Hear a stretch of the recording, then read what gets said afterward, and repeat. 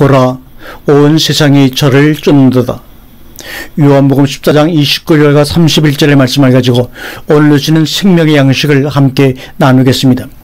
이제 일이 이루기 전에 너에게 말한 것은 일이 이룰 때 너희로 믿게 하려 함이라. 이후에는 내가 너희와 말을 많이 하지 아니하리니 이 세상 임금이 오겠습니다.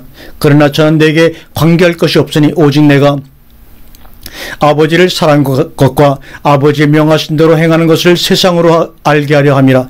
일어나자 여기를 떠나자 하시니라. 호산나 찬송하려다 주의 이름으로 오시는 이 곧 이스라엘 왕이시하더라. 요한복음 12장 13절의 말씀입니다. 곧 이스라엘 왕이시여 하더라고 환호하며 열광하는 무리들에게 예수는 이미 시대의 대세 여론에 의해 이스라엘의 왕, 확실한 왕으로 등장되었습니다.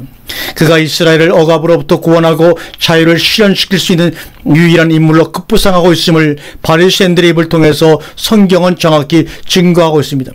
바리새인들이 서로 말하되 볼지어다 너희 하는 일이 쓸데없다. 보라 온 세상이 저를 쫓는도다라고 말합니다.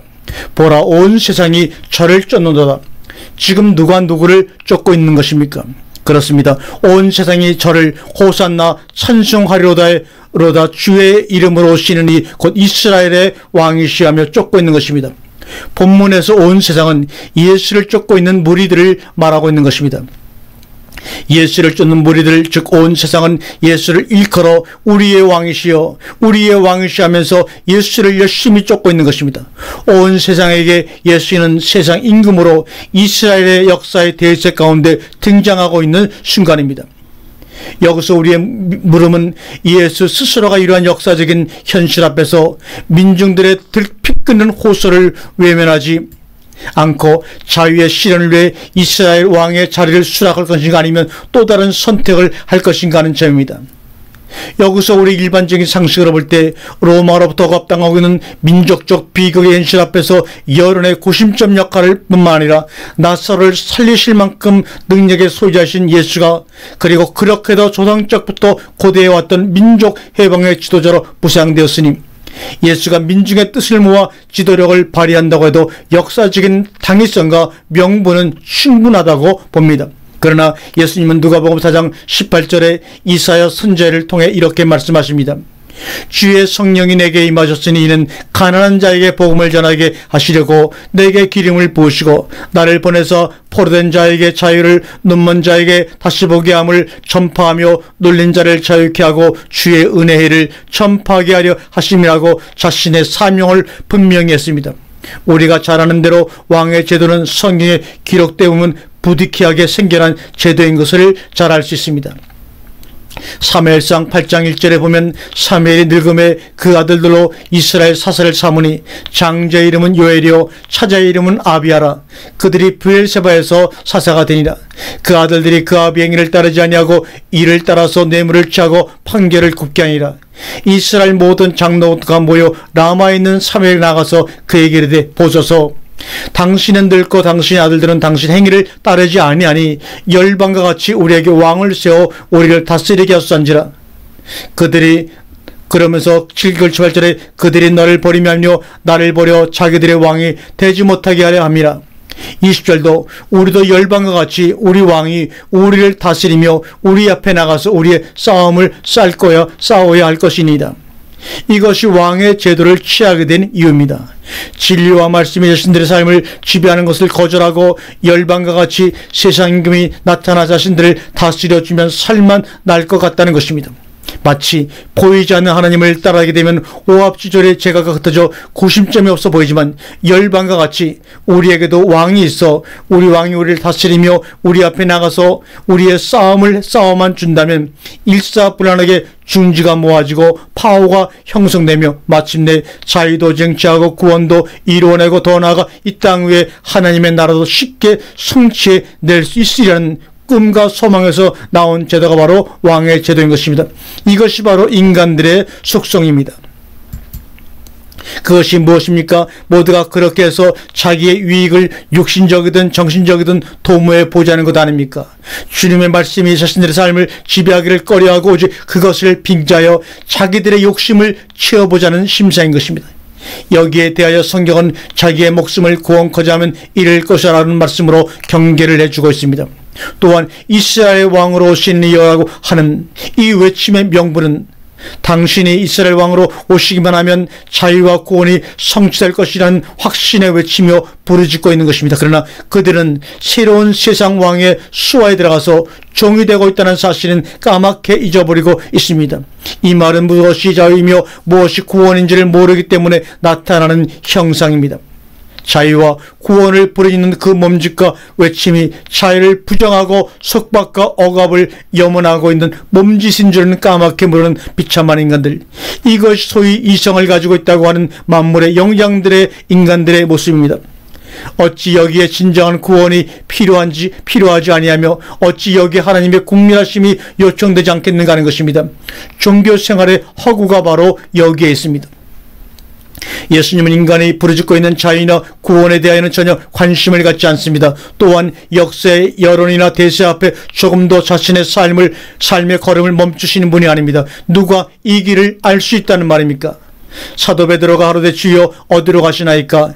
예수께서 대답하시되 나의 가는 곳에 내가 지금은 따라올 수 없으나 후에는 따라오리라고 요한복음 13장 30절에 말씀하신 것처럼 도무지 예수라는 분, 온 세상의 열화와 같은 여론 속에서 등장하고 있는 세상 임금 예수와 자신과의 관계 설정은 어떻게 이루어지고 있습니까?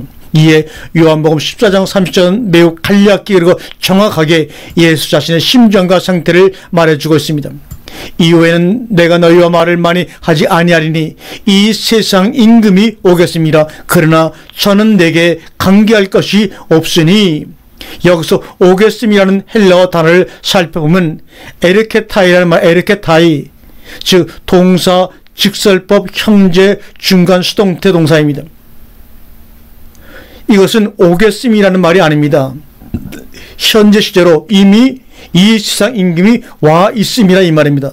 더구나 능동태로 와 있는 것이 아니라 중간 수동 디포 동사로 표현되고 있다는 사실을 우리는 주목해야 할 것입니다. 세상 임금이 어디에 어떻게 와 있다는 것입니까? 그렇습니다. 저 무리들 가운데, 온 세상이 쫓는 가운데, 세상의 여론에 의해서 예수는 그들에게 세상의 왕으로 자신들을 지배하고 다스려서 자유를 쟁취할 임금으로 현재 와 있는 것입니다. 그런데 예수는 과연 여기에서 어떠한 태도를 취하고 계십니까? 카이엔, 에모이, 우크, 에케인, 우덴, 이 말을 풀어서 설명해 보면 다음과 같습니다.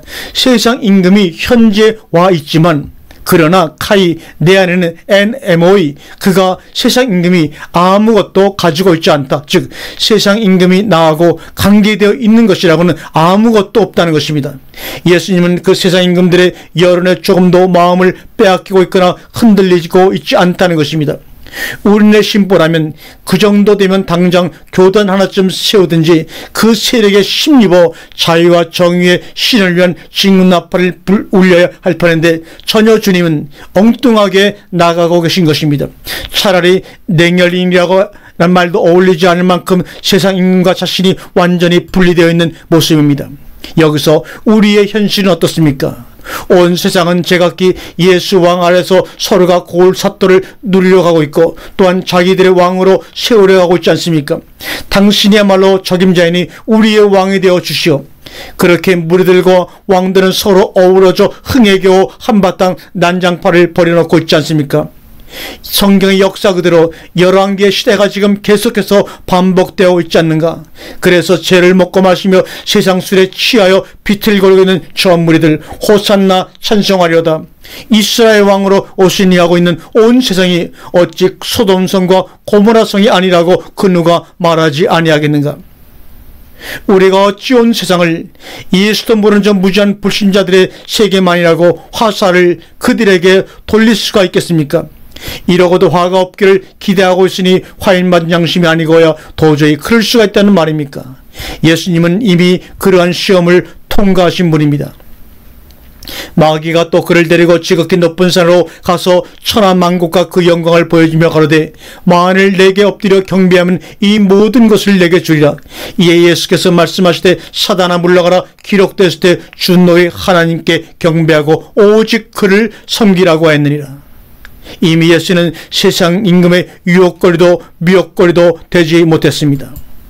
그렇기 때문에 당신은 저 무지한 백성들, 어둠 속에 있는 저 무지한 백성들이 지향하고 있는 자유가 아니라 예수와 하나님이 주고 싶은 자유를 허락하기 위해 그 세상 임금을 아무런 미련 없이 내어 쫓으실 수 있는 능력이 있었던 것입니다. 어떻게 해요? 어떻게 그렇게 했습니까? 그것은 그들의 실체인 예수를 십자가에 못 박아 버림으로써 비로소 가능했던 것입니다. 예수님은 이 길을 걸으셨고 그리고 말씀하십니다. 요한복음 13장 36절에 나의 가는 곳에 내가 지금은 따라올 수 없으나 후에는 따라오리라. 이를 일컬어 성경은 영광이라고 합니다. 호산나 찬송하리라를 세상 영광이라고 한다면 이를 거절하고 도리어 세상 영광에 사로잡혀 있는 무사람들에게 자유를 이루기 위해 자신을 십자가에 못 박아 인자가 들려야 하려는 것을 영광이라고 말하고 있는 것입니다. 이 영광이 어찌 저들 세상의 청청병력의 소리로 들리지 않겠습니까? 아버지여, 아버지의 이름을 영광스럽게 하옵소서 하시니 하늘에서 소리가 나와서 가로되 내가 이미 영광스럽게 하였고 또다시 영광스럽게 하리라 하신데 곁에 서서 들은 무리는 우레가 울었다고도 하며 또 어떤 이들은 천사가 저에게 말하였다고도 하니 예수께서 대답해 가라사대 이 소리가 난 것은 나를 위한 것이 아니요 너희를 위한 것이니라. 이제 이 세상의 심판이 이르렀으니 이 세상 임금이 쫓겨나리라. 요한복음 12장 28절 이하의 말씀이죠. 저희는 사람의 영광을 하나님의 영광보다 더 사랑하였더라. 요한복음 14장, 15장, 16장은 이렇게 긴박한 예수의 삶이 진행되는 동안 주님은 그의 제자들에게 계속하여 그들이 겪게 될 일과 이후에 되어질 일들을 숨가쁘게 말씀하고 계시는 것입니다. 여기서 도무지 간과할 수 없는 말씀이 있으니 13장과 15장에서 두 번씩이나 되풀이하고 있는 말씀입니다. 한번 읽어보겠습니다. 내가 진실로 진실로 너희에게 이르노니 종이 상전보다 크지 못하고 보냄을 받은 자가 보낸 자보다 더 크지 못하니 너희가 이것을 알고 행하면 복이 있으리라. 또한 요한복음 20장에 내가 너희들로 종이 주인보다 더 크지 못하다는 말을 기억하라. 사람들이 나를 핍박하였은즉 너희도 핍박할 터이요 내 말을 지켰은즉 너희 말도 지킬 터이라. 누가 감히 이를 거역하고도 하나님의 아들이라 일컬음을 받을 수 있단 말입니까? 어찌 주인보다 큰 종이 있을 수가 있겠는가? 어림없는 소리입니다. 그러나 오늘의 현실은 도무지 세상 임금 예수를 좋아하며 그것에 독주에 투치되어 도대체 세월 가는 줄을 모르고 있습니다. 우리는 빨리 이 술에서 깨어나 종이 주인보다 더 크지 못하다는 말을 기억해야 할 것입니다. 아멘.